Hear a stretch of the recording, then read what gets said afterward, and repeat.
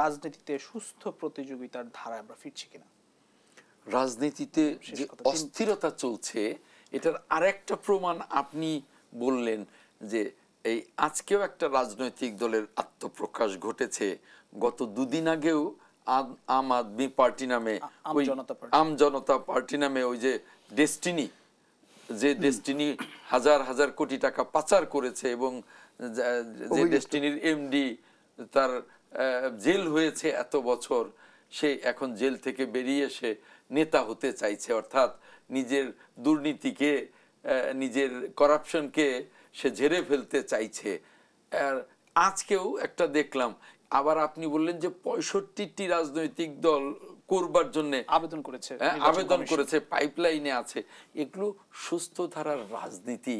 এই ছোট দেশে যে রাজনৈতিক দলগুলো আছে, এর বাইরে এই এই এই নামকাওয়াস্তে রাজনৈতিক দলগুলো করবার বা গড়বার, এগুলো উদ্দেশ্য প্রণোদিত।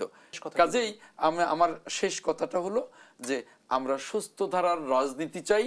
দেশকে নিয়ে কেউ খেলুক সেটা আমরা কোনোভাবেই পছন্দ করি না, সহ্যও করব না।